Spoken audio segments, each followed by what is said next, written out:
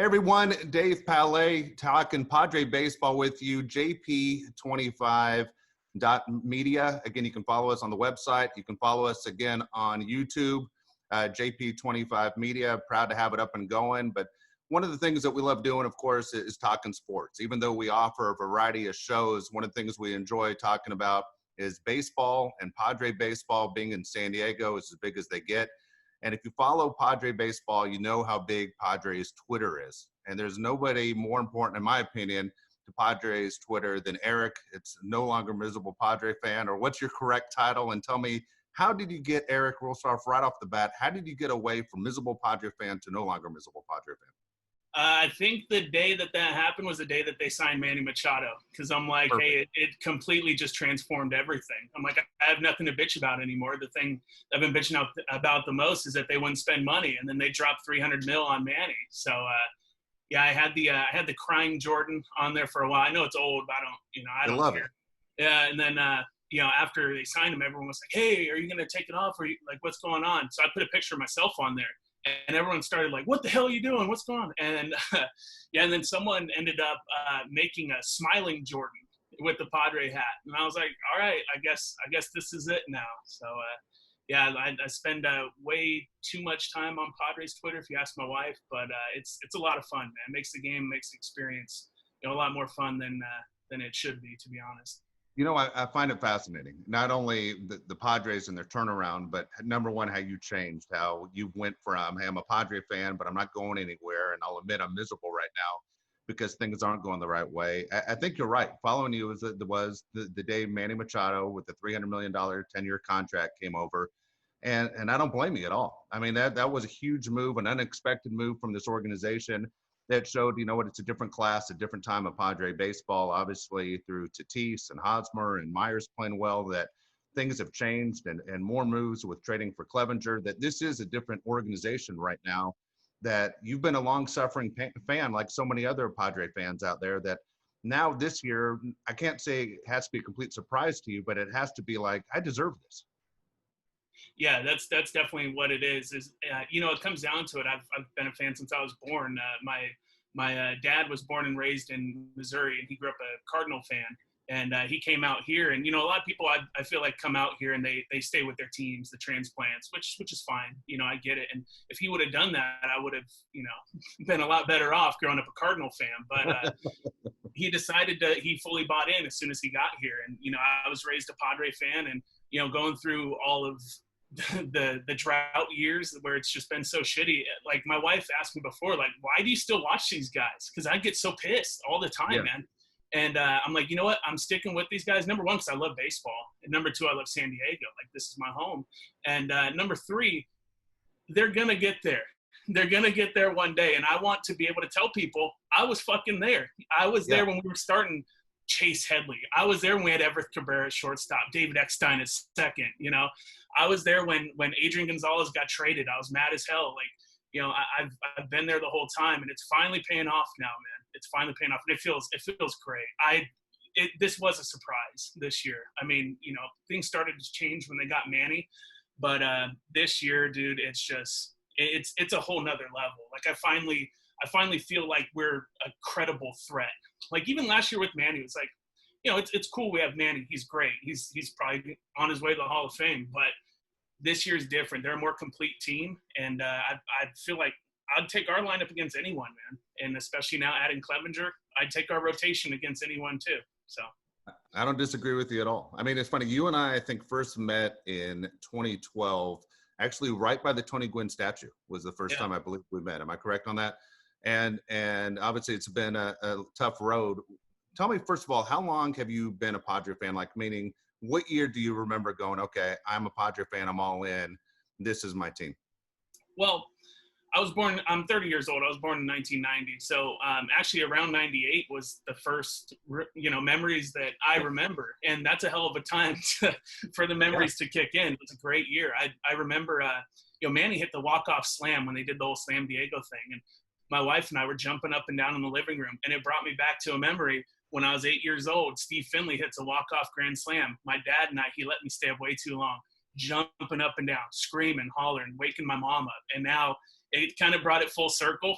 It kind of hit me like a ton of bricks. I was celebrating, and I was like, shit, man, like it's been a long time. It's been a long, long time. And, you know, to be 8 years old and have Tony, you know, I had Tony at really the back end of his career, right? Like, well, I mean, you know, he was 6 years deep when I was born. You got about 3 or 4 years out of him. Yeah, exactly. And I got, you know, kind of over the hill Tony, but he's still my favorite player. You know, he's still my favorite player of all time, especially, you know, when it comes to the Padres, and that could change with Tatis. I mean, you never know. But to start with Tony and start with that 98 team and then just go downhill as fast as they did, man, it got rough. It got rough for a minute there, but, you know, we're finally on track.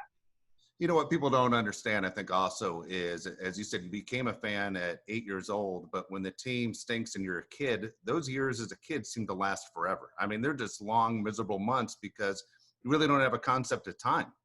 And you start to go, this is a long summer. And when you're a kid, summers seem like they lasted forever, and baseball seasons seem like they last forever.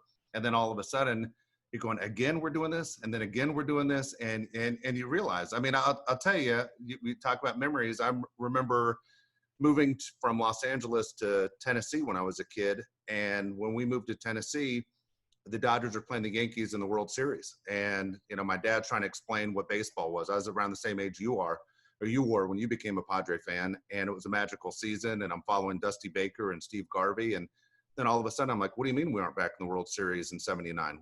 What's this Pirates team? And then 1980. And then by the time 81 came around is the one where they won and they beat the Yankees. That still seemed like forever for me, just those few years. And you, like my oldest son, big Padre fans through everything. I mean, this year has been so amazing that, you know, I have a son in his 20s who's sitting there screaming every night. I mean, probably like you and your wife were screaming in excitement and just going, can't wait for the game to start. Everything is a countdown to when does this game start?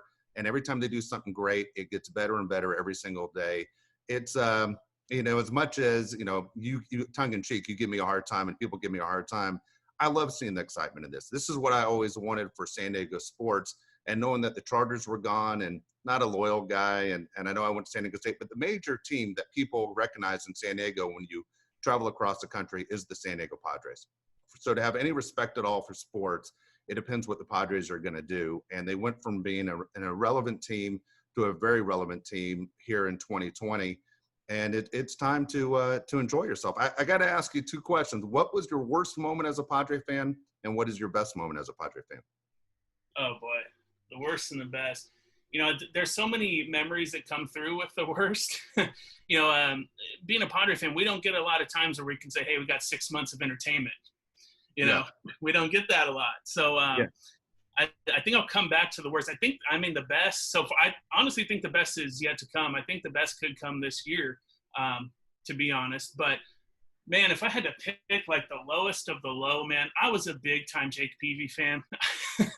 Big time. And then they locked him up to that extension. I was like, cool, my favorite pitcher. He's going to be here for a long time. And right before the big money kicked in, of course, they ship him off. And I think that was a real low for me. Also, if I had to really pick one, I would say probably 2010 when the season ended. I still remember Will Venable striking out, fastball up, swings and miss, of course, ended the Padres season. And they won 90 games that year. And, you know, I thought that, hey, you know, after all this trash that's been going on, we're finally going to make the playoffs. And sure as shit, you know, they had that skid down the stretch, and it just, you know, kind of screwed them. So that's, you know, I think that's probably the worst. And then also for more sentimental reasons is my dad, you know, we had talked about what keeps me around with the Pods, and that was our thing growing up. And actually in 2010, that's when he really started to go downhill, and he passed in June of that year to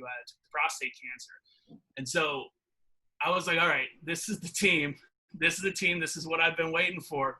And I was hoping that there would be, you know, this is the year because of everything that I've gone through personally this year. And they ended up letting me down, which they always do. You know, it's fine. They'll probably let me down this year. But I would say probably selfishly for those personal reasons, 2010 was that hurt. That hurt real bad. And that's also, you know, kind of going back to why you do the things you do, and why you follow the teams, and why you get into sports as much as I have personally. it comes from my dad. And, he's been gone 10 years. It still hurts every day, every goddamn day. I'm sitting there and he crosses my mind at one time or the other. And when I'm watching baseball, when I'm even talking baseball, or if I'm at a game, I feel him. I feel closer to him. And I think that's what's kind of kept me around also through the, crap that we've been going through, is there's that little piece of me that still kind of holds on to that feeling and makes me want to keep coming back for more. Yeah, no, I completely understand. My younger son, Jake, was a huge Dodger fan. And that was the team that obviously we had in common. And 2018, right after they lost to the Red Sox, is when he passed. But 2019, it meant a lot because Father's Day, I made sure I was at Dodger Stadium, even dropped some of Jake's ashes in left field at Dodger Stadium. And it was important for me last year that they won, because this was the connection year, like 2010 was for your dad. And then when that season ended, it wasn't like a normal season that you've been disappointed in the past. You're like, this one was for my dad. And, this one is for my son.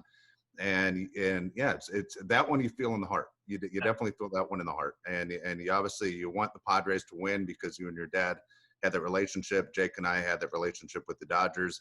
And, that's what baseball's always been. Baseball's always been that father-son game. So if the Padres win, I know the first person you're going to think about will be your dad, that, he would have enjoyed spending this moment with you, because it's the moment you're going to think about.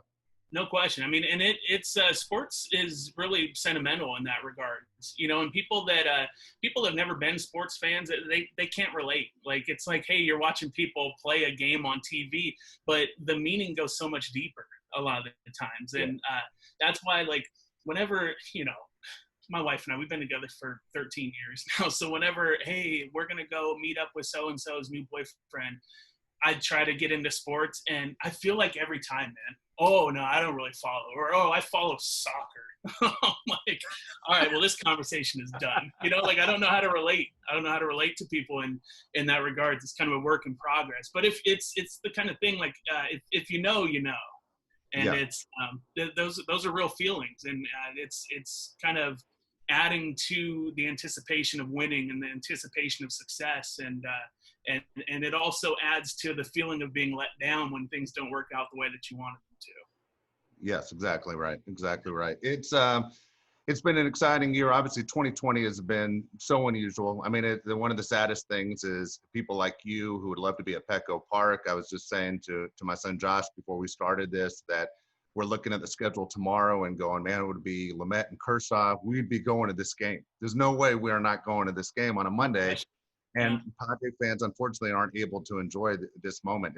I know when you mentioned earlier Steve Finley Grand Slam in 98, I can almost bet you it was April 10th, 1998 Grand Slam against the Diamondbacks. And that date sticks out in my mind that was the moment you knew this season was different. As soon as Steve Finley hit that Grand Slam, you go, this is a different year for the Padres.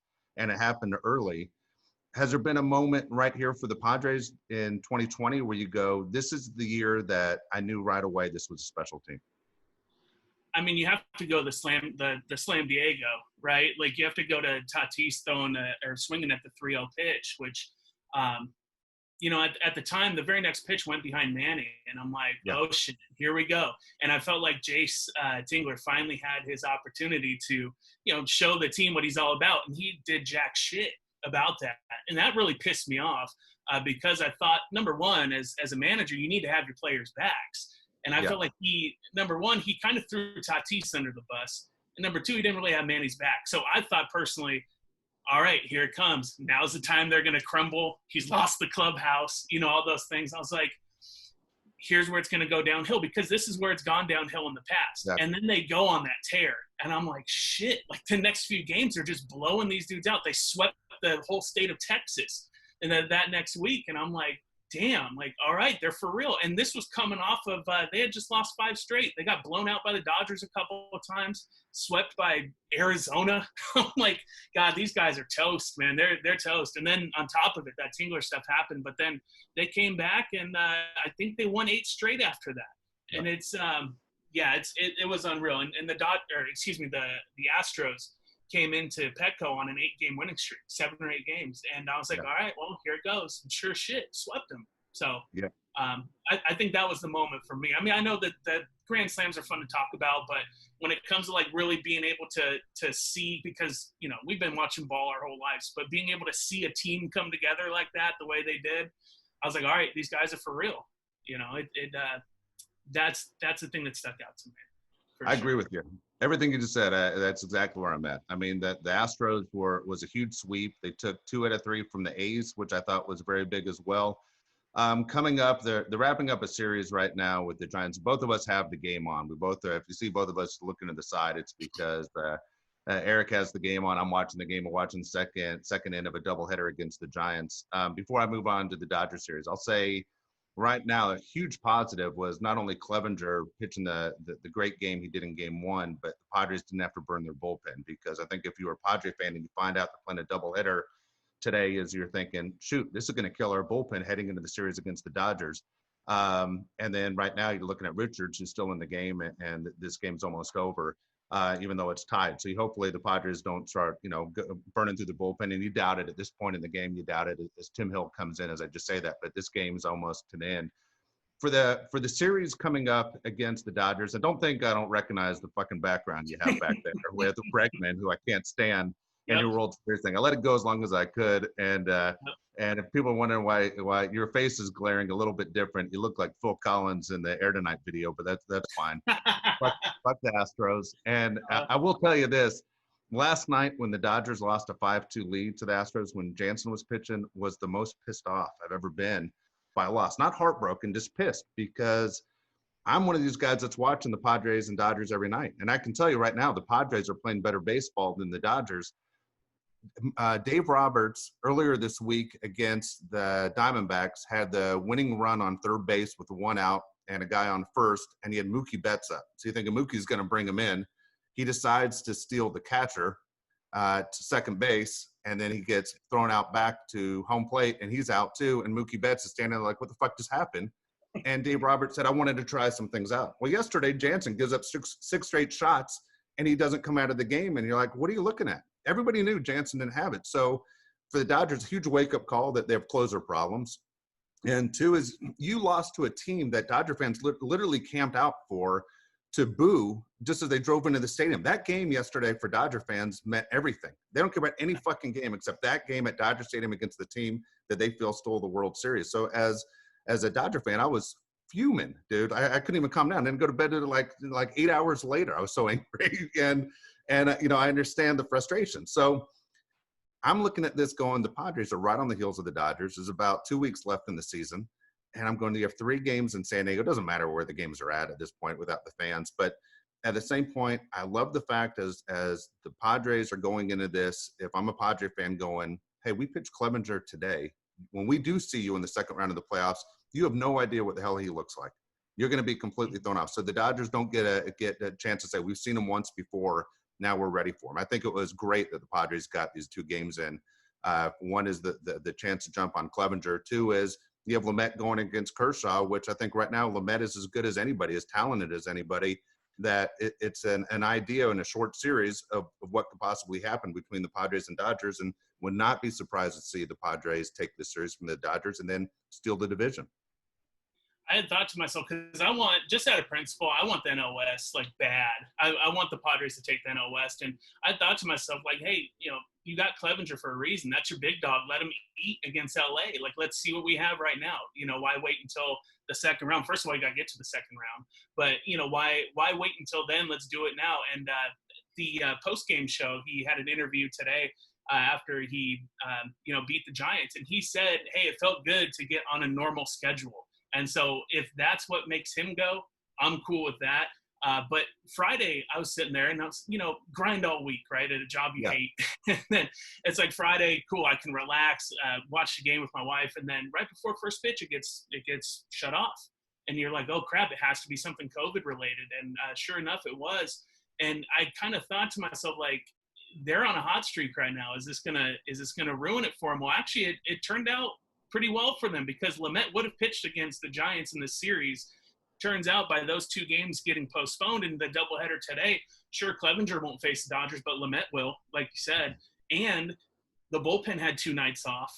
the first game of today, the bullpen was off. They're coming in now in the game, but it's a 7-inning game. You know, like how long is this game going to go unless it goes into extras? And you have a bullpen that started off rough for the Padres, but has really come on as of late. And they're rested going into that LA series. And you have Lamet, who you're really comfortable with, like you said. And you have Davies, who's just shockingly good this year. Like no one knows why he's good, but he just is. You know, he looks like Greg Maddux light. And suddenly you have these two guys against LA who really they've been scuffling. You mentioned that game with the double steal, and I was watching that too because I'm finally getting to the point where I'm scoreboard watching, and I'm tuning in at the end of games when it's close for the Dodgers. And man, they didn't play well against Arizona. There was a couple they had to take them to extras twice. They lost that last game. Losing last night to Houston, that has to hurt, especially the way they lost. So I kind of feel like they're coming into San Diego limping, man. And if the Padres, we're in the middle of the second game, if they can win this game and LA loses tonight and we start tomorrow with Lamet on the bump and we're back a game and a half, that's big. That's big. And it's the closest that we've ever been. And you know, my good friend Dave Palet told me that his good friend Bobby De Niro said to never name drop. But I was up at Dodger Stadium last year, and I ran into Pete Seidler. And we were there for, you know, pregame watching BP, and we saw him. And I went over to him. I said, hey, man, I just want to say thanks, like, for Machado and for everything. Like, I'm finally, like, energized as a Padre fan. And he told me that he was really excited because he finally felt like he can look over into the other dugout. He pointed at the Dodgers dugout and say, we're coming for you. And that was last year when their team wasn't really that great. They had Reyes and Renfroe. That was last year. So imagine what he's feeling this year. That's why when a lot of people like there's a podcast I listen to. They do it in some dude's garage. But when they talk about how the Padres should have brought in Epler and maybe Preller's on the hot seat. Well, it's no one's call whether or not Preller's here other than the guy that owns the team. And if he was excited for that team, how the fuck do you think he's feeling now? So Preller's going nowhere. If anything, he might get an extension pretty soon. He might win executive of the year. Yeah, it's kind of crazy how the script can just get flipped just like that. And yeah, it's finally a point. I don't want to put it on Twitter because it always get thrown back in my face. But I really feel like we can take the West, man. I really do, because I feel like, and I'll ask you, and you can tell me if I'm wrong because you watch way more of the Dodgers than I do. But I'm kind of getting the vibe that Dave Roberts is just a shitty manager that has great players handed to him every year. I feel like he's always stepping on his own dick. Always. Yeah. You know, to tell you after watching the last week especially, I couldn't figure out why you would have two catchers batting in the lineup. Austin Barnes isn't very good. Why would Austin Barnes and Will Smith be in the same lineup? I can't understand. You know, Gavin Lux right now, who I know they were trying to figure out the money situation and let's not burn a year and hold him down until it didn't matter. Gavin Lux isn't close to the player he projected to be. One, two is he's not what he was even last year. So that's why you kind of saw Mookie Betts move over to second base. And I know he's put a lot of time into it. And they said, well, we can get another bat in, a Jock Peterson, a Pollock, one of those guys. But I'll be honest, I would love to see the Dodgers start playing baseball now like it's the postseason. The Padres look like they're trying to ramp up to be at their peak for the postseason. The Dodgers look like, oh, we got this. Well, you shouldn't feel that way at all. You haven't had it in 32 years. You don't have anything. So winning the division, I didn't think was that big of a deal until you start looking at what the matchup, the difference would be. In a 3-game series, the second place team would have faced the Phillies right now. Nobody wants to face the Phillies. And the first place team would have faced the Giants. And so, yeah, of course, the Giants are a major league team, but there's no one, you know, when you look at the Giants that expected the Giants to be what they are. And the Giants didn't expect that either. Yastrzemski, everyone knows about him. They know about Solano, but you should be able to pitch around the Giants. The Phillies are a team that should scare you in a short series, a best-of-3 series, which I hate. I hate the idea of a best-of-3 series. It doesn't seem like baseball. It is what it is, man. Game 1 is going to hate it, right? Even you lose game 1 of a best-of-3, you are freaking out. You know, you're freaking out. But it's important. This year, I think it really is important to win the division. Let me ask you this about Dave Roberts. Another reason why I say that is the stuff that I mentioned. And then also, the other day, one of my buddies that DMs me from time to time, he said that he lives in LA, but there's not a lot of Padre fans to talk to. So he likes to DM me. He's not on Twitter a lot. So we talk back and forth. And he let me know the other day, he sent me a picture of Walker Buehler's finger. And apparently he was sent out there with a blister, and he's trying to pitch through a blister. And I'm like, if I'm Roberts, what the fuck am I doing throwing Buehler out there with a blister, that takes forever to come back from. And that shit can linger for a while. And if you have a comfortable lead in the West, which at the time they did, why not skip a couple starts? Get that right now. And he didn't do that. And so Buehler went out there, tore up his finger. I don't know if you saw the picture, but it looks brutal. I was watching the game, and when the trainer came out, he told the trainer, Dave Roberts, get the fuck back in the dugout.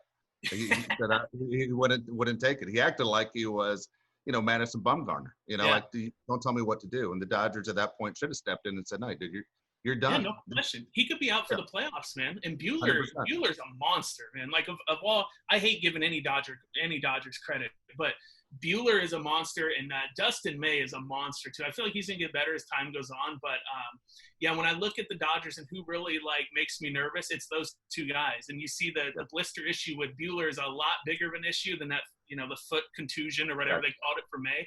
But if those two guys are limping into the playoffs, now a lot can happen in the next 2 weeks, but if those two guys are limping into the playoffs and, they're not firing on all cylinders as a team, if the Padres can take the West from them and they have to play the Phillies, I don't know if they make it past the Phillies. I really don't. And, I'm okay with letting another team do our dirty work and get LA out of it. I'm cool with that. I'm just saying. It doesn't matter. Again, if you face the Dodgers and you knock out the Dodgers, I know it's sweet. But at the same time, if you're saying we don't have to face the Dodgers, I would understand that too. To me, there are two really good teams in the National League right now. And I think most people would agree. It's the Dodgers and the Padres, which I absolutely love. I'm one of those guys that watches Sunday night baseball, and I'm tired of the Yankees and Red Sox, and I'm tired of the Cardinals and Cubs. And I think for the next 5 to 10 years, you're looking at the Dodgers and Padres being that Sunday night matchup of going, this is where the rivalry is. Yeah, I hope so. And, a lot of the times when you would think about the Padres and their future, well, number one, the trades that they made set them up for at least the next couple of years, with the exception of Rosenthal. But you look at Moreland, he's here next year with that option, and Clevenger's here for 2 more years on top of that.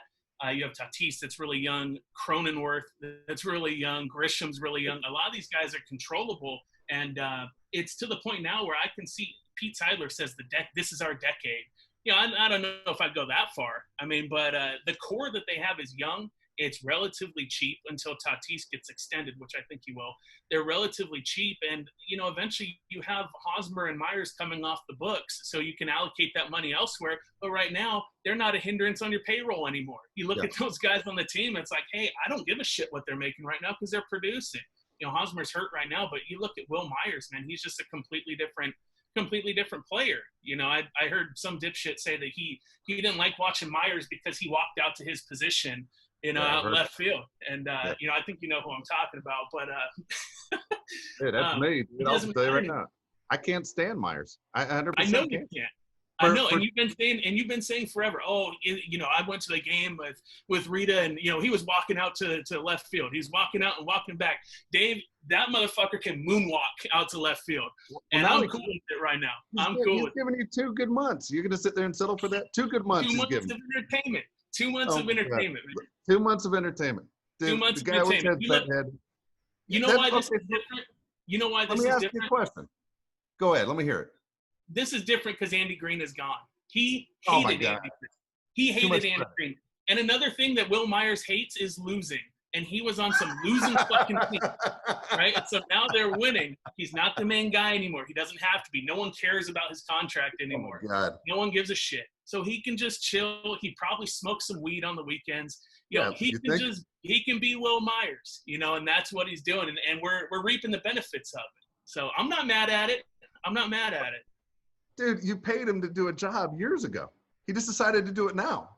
Well, he didn't get paid until this year, right? Is that it? Because he wasn't making enough money, so he was half-assing it? Yeah. He's like, you guys want to backload my deal the first 3 years, you can go fuck yourself. And it's kind of funny. It sucks for Will, but he's been paid jack shit in the grand scheme of things. It's still a lot of money, but he's been paid jack shit. He played like jack shit. Yeah. Well, yeah, exactly. But then now when he's finally going to make money, the season is impacted by COVID. He's getting prorated, but to his credit, he's balling out, man. He really is. You guys are killing me. Look, the guy ripped San Diego Mexican food. That should be enough to get him out of here. I don't care, man. I eat a lot of Mexican food. I don't know if that's a topic. If you ever came back and said the best Mexican food I ever had was in North Carolina and not in San Diego, you can see the goddamn border from here. What the hell? Hey, I That don't give ain't a mine. shit. If he's playing the way I he's don't playing, give a man, shit. He I don't insulted care. culture. Yep, I'm getting him ground beef tacos. I'm getting him fucking the Mission tortillas, the white people Oh, taco night. That's what I'm getting for Will, man, 100%. He this can have fucking guy. whatever kind of bullshit Mexican food he wants. I'll take him to Taco Bell if he wants. If he's Look at playing the like difference. this, he can do whatever the hell he wants. Look at the difference of him and Rosenthal. He completely figured out San Diego. Rosenthal's a genius. Completely figured out. You can't even hate Rosenthal. Even if he gets rocked, you're gonna go, he loves being here. He makes Phil Hughes look like an asshole. He really does. He really does. And you know, it's funny because you know, on the podcast that I do, we had Phil Hughes on when he was here. And you know, I was just bullshitting with him because he was getting to know Padres Twitter just like how Rosenthal is. Yeah. And I just tossed it out there because shoot or shoot. And I'm like, hey, Phil, how many likes to get on the podcast? And he's like, oh, well, I'm not going to do a podcast with someone less than 3,000 followers. And at the time I had like 1,200. So I'm like, shit, man, Dan Silio buys followers. So I'm going to fucking do it so I can get him on the pod. So I went, it was like $15, man. Paid the $15, got the followers. They lasted on there for like 2 weeks and then they dropped off. But that was enough time where I was able to get him to come on the pod. And sure as shit, dude, within 2 or 3 days after he was on the podcast, he got DFA'd. So when I see Rosenthal, I had tried to throw it out there. I threw it out there for Clevenger. And a lot of people are like, hey, Rosenthal, come on the 5.5 podcast, the one that I do. And I don't know. I don't know if I want to get him the DFA route that we got Phil Hughes. You aren't gonna jinx him. You aren't gonna jinx him. Speaking of the podcast, promote the podcast. Tell me about it.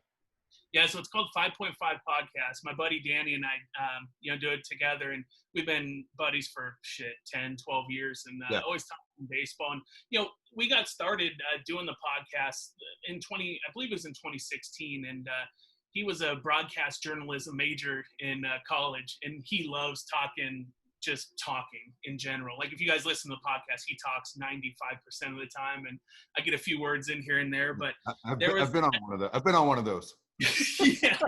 yeah. So you know, we were like, hey, you know, at the time there was a lot of Padre podcasts that were out there, but there were only 2 that I really thought were good. And I was like, well, hey, I guess 3's a crowd, but we can make it a fun crowd.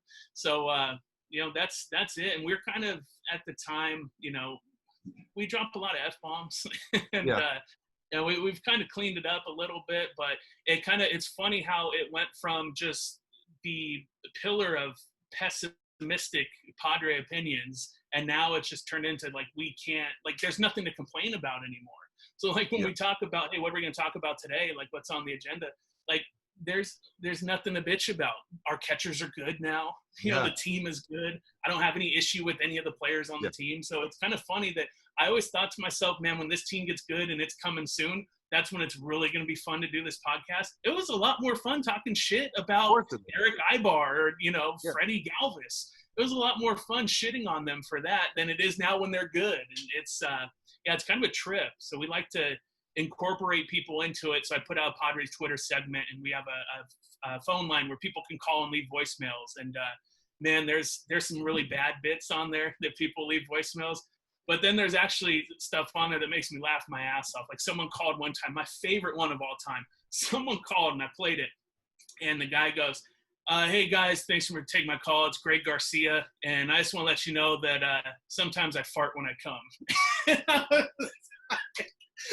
I was like, who thinks of this, man? Like, who thinks of shit like this? And it's a lot of fun, man. We have fun doing it, even though it's harder now when they're good, which is ironic. But we have a lot of fun interacting with people, and that's, you know, it makes it more fun to be a fan, in my opinion. It's fantastic. It really is pretty amazing. And this isn't a shot, but as bad as the Padres have played over the years, it's amazing how big Padres Twitter has become. And it is huge to the point where people across the country hate it. I mean, unless you're part of the club, you hate the San Diego Padre fan base. It is brutal. It is vicious. And people are like, where the hell did these guys come from? Do they know what their team has been for 52 seasons? Again, you can follow Eric on Twitter. It's @MiserableSDFan. You can follow him, and he has a ton of followers now. All right, and they're all earned, and he does a fantastic job, and he has a great response. And I recommend that you do follow him. He makes me laugh every single day. But this Padres Twitter, the way it has taken off, are you surprised? No, because we've always been here. We've always been here. And, you kind of mentioned everyone hates us, and we know that, and we love it. We feed off of that. We feed off of that. You look at the final score threads. Yeah, the final score threads, we love to just bombard that. Like, that's our thing. And, we take great pride in pissing off other fan bases. And you see some people, they get so worked up, and it's never that serious, but some people get so pissed, and they're like, you guys have no rings. And it's like, motherfucker, we know. Like, you don't think we know? Like, fuck you. Like, the Padres lose. We've been shitting on the Padres for years. We know, like, believe me, we know that they lose a lot, and they're known for being a loser franchise. And I feel like that's made us battle hardened over the years. Yeah, And, I think so. Yeah, man, Twitter, I'm usually, like, during a game, I'm probably looking at my phone more than I'm looking at the game. And I'm looking at both a lot. And I kind of feel bad for my wife and my kid. But my kid will be 9 months next week. But I can't not shit post on Twitter. It's a lot of fun, man. It's a lot of fun. It is so funny that you say that. I mean, it sometimes they come in waves so fast. I can't even keep up. It's one of those, I'm like, oh, cool. I got really nothing to do except watch this game, or I'll have 2 TVs on at once, and I love baseball. But then I'll start looking at my phone, and I'll say one thing, and it's like just hitting by wave after wave after wave. I can't keep up. People are like, don't ignore me, asshole. And I'm like, dude, I didn't even know what you said. It just happens too fast. These Padre fans are vicious as can be. And it's gotten to the point where, number one, I love it. Honestly, I love what you guys do. I know when they turn on me, people are like, how do you even deal with it? Why don't you just cancel your account? And I said, you know what? I love the reaction that you guys give to me, but I also love the fact that people are finally fired up about a good product. Oh, and we'll shit on each other, like, equally as much, if not more, than we shit on random, fans from other teams. Like, no one gets a free pass at all. And, my thing, I've hated Austin Hedges. I haven't hated another Padre more than Austin Hedges in my life. And it got to the point where every time he would even get a base hit, like, I'm saying, Dave, he could hit a flare into shallow center, and my notifications are blowing up. Everyone's telling me to eat shit, and I know how you feel, because it's happened to me, man. And I've literally taken a screenshot or screen record, and I've scrolled down 2 full minutes of notifications of people telling me to eat shit after Austin Hedges gets the base hit, and I put yakety sax behind it. I'm like, I get it. And it's fun, man. Like, I'll take the beating. I don't give a shit, because I dish it out too. So, it's a lot of fun. And I think that's the thing that other fan bases don't realize, is that we shit on each other a lot. And, it's what makes it fun, man. It does. Whether the team is bad or whether the team is good, like, you watch sports so you can talk about sports with friends, and you can laugh about sports. Like, especially now in 2020, when everything has gone to shit, we have sports. Like, that's what brightens a lot of people's lives right now. And it's a lot of fun, man. It really is. It absolutely is. All right. So I don't want to jinx anything, but before we go, I'm going to ask your prediction. Who do we see in the World Series in 2020? Who wins it all? Oh, fuck. In the World Series, I feel like I'm a jinx. I'm a known jinx. I really am. I feel like a lot of things can happen, but shit. Be honest. If you had to bet your house, don't just say something crazy because you don't want to jinx it. But if you had to bet your house, what direction you going? I don't know, man. Like, I hesitate to say it because it feels weird to me, but I really feel like the Padres have a chance, and, like, that's not bullshit. It's crazy. No, you aren't crazy. It's not bullshit. And you look at their team, you look at their lineup, and what they're trotting out there, 1 through 9 even now. Yep. And the way that they're grinding ABs, the way that their approach in game. If you look at, and you guys watch the games, when there's 2 outs, they're stealing every fucking time. There's a runner on first with 2 outs, they're gone because they're trying to get in the scoring position. They're doing the fundamentals the right way. Like, they really are. You look at the play the other day where the ball got past Moreland at first, and there was Cronenworth diving to stop the ball. That doesn't happen in years past, and that's happening now. And even a guy like Machado, who gets paid all that money, I believe it was Will. He was on third, and they had the shift on, so the third baseman was far off the bag. And so you look over in the shot on Fox Sports San Diego, and you see Machado tell him, hey, get a bigger lead. They're doing stuff like that. They're doing all the small stuff right. So I honestly feel like the Padres have a chance. And once you get into the postseason, man, especially this year with the extended playoffs, anything can happen. So I'll call the Padres, man, and I actually feel like I'm confident in it, and it's not a bit. So I'll go ahead and say it. Fuck it. I believe in the Padres this year. I really do. I think that they can take it for the NL, and man, I think it'd be a lot of fun to play against the White Sox. The White Sox they're a really good team. So if it's Padres White Sox, you have the Tatis World Series. I like that. I don't the first Padres World Series, because it's coming. I don't want to play a shit team. I don't want to play a team that just happened to stumble in there, because you already know if they win this year, all people are going to be saying is how it's not legitimate. There's COVID. It's a shortened season. It's bullshit. So if they're going to win it this year, I want them to face a good team. And I feel like the White Sox right now, they are loaded. So I want Padres White Sox. That's me. But what are you thinking? I want to hear your thoughts. So and I might write it down so I can come back to it later. You know what I think about all the time with the White Sox is, imagine if they still had Fernando Tatis, and then how good is that organization for the next 15 years? And then I keep thinking, okay, if they had Tatis, what position would he play? Would he be at shortstop? Would Tim Anderson be at second? What would be the story and who plays, up the middle? But that White Sox organization has really done an amazing job. And they do have a great second baseman now, but they wouldn't have drafted a second baseman if they had Tatis and Tim Anderson at the time. I love the White Sox call. I don't know if it's this year. And the American League is really tough because I like the Rays and I like the A's a lot. But the A's losing Chapman, I think, is big. So I'm going to go with the Rays. I'm going to go with the Rays just with the pitching. I think it would be interesting. And I'm kind of going to do it from the same storyline that you went with. The White Sox and the Padres have a connection. The Rays and the Dodgers with Andrew Friedman have a connection. I'm going to go Rays. I'm going to go Rays Dodgers.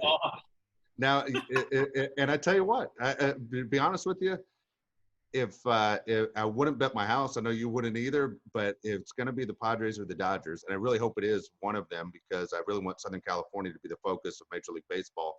But the Padres are playing better right now, and unless the Dodgers figure it out on what they need to do with the rotation, what happens with Buehler because he hasn't looked the same, May will be fine. But remember, May wasn't even on the roster when they started the season. All of a sudden, he's pitching an opening day. But it'll be interesting to see how everything breaks down. But the Dodgers, I think, top three guys on the rotation, not in any order, but you're looking at Kershaw, you're looking at Buehler, you're looking at May. Urias goes to the pen, Gonsolin goes to the pen. And for the Padres, I think most of us agree, right? The top three guys, not in any order, are Lamet, Clevenger, and Davies. And you're going, hey, this is a pretty good deal. As sad as it is, and I say sad for Paddock because we thought Paddock was going to be the ace of this team. His time will come in the years down the road, but right now I don't know if Paddock is a guy you even put on the roster for the postseason. Yeah, I don't know how his stuff will play out of the pen. He's a two-pitch pitcher, which really tells you, well, majority two-pitch pitcher, which tells you he should be in the pen. But I don't know, man. Like my buddy Danny, he likes to think, oh, hey, any pitcher can throw anywhere. But it's a whole different mindset. It's a different preparation. And Paddock has been a starter for essentially his whole life. And I'm not really sure how he plays in the pen. And really, you look at him this year, his confidence is shot. Like he's been getting hit around a lot. And do I think he's going to figure it out? Yeah, like of course I do. But we don't have the luxury of sitting there and letting you work through your issues this year. Like it's just you can't. So I don't think he's on the rotation. I don't think he's on the roster in the postseason. Maybe he will be, but he's definitely not getting a start in my rotation. But Kershaw a lot. He has that reputation in the playoffs. And I'll ask you: are you confident with Clayton Kershaw as your starter? No, Clayton Kershaw is James Harden. No, I'm not. Clayton Kershaw is James Harden right now until he proves he can do it when it matters. And I mean, I'm sitting there looking at him last year when they lose to the Nationals. And one of those, my feeling was the Soto pitch was grooved home run. The Rendon home run was just a great fucking hit. I mean, that was kind of like Matt Kemp's home run he hit against the Padres the other day. It was almost on the ground. Yeah. And you just go, Jesus Christ, how did that just happen? But you sit there and you look at him and you're going, man, this guy's winning percentage is like the best in baseball history, and he cannot get that ring. I mean, everyone always remembers Steve Young when he beat the Chargers in the Super Bowl about getting the monkey off my back. Dude, there's not an athlete in pro sports that is going through what Kershaw's going through, of going, how can you be a Hall of Famer, the best pitcher of your generation, but when it matters most, you can't come through. It has been incredible to watch. For me, obviously, extremely disappointing to watch. But the shortened season, I think for a shortened season, I think it helps a guy like Kershaw out. I think if we went through a 6-month season, the back problems would have happened again. His arm would have been fatigued. That maybe this 2-month season is exactly what works out best for Clayton Kershaw. Yeah, I mean, it could be. And I got to spin it somehow, dude. What am I going to say? He's going to fuck it up again. Yeah, I mean, as a Padre fan, I'm never going to sit there and openly root for someone, but by everything that I can tell, Kershaw seems like a great dude, and you want good things to happen to good people, and it's kind of like at this point, if he was on any other team, I'd be like, hey, like I want to see this guy get a ring. If it's not going to be the Padres, I want to see this guy get a ring. But as long as he's in LA, that's not happening. And I felt the same way about Phillip Rivers after the Chargers left. I was like, I want 17 to win a ring bad, but not in LA, not on that fucking team.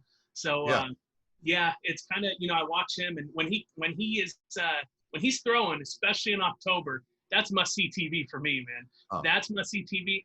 Bellinger turns into dog shit. I don't know what happens to him, man, but I feel like when October comes around, he disappears. He is. He's disappeared this whole year.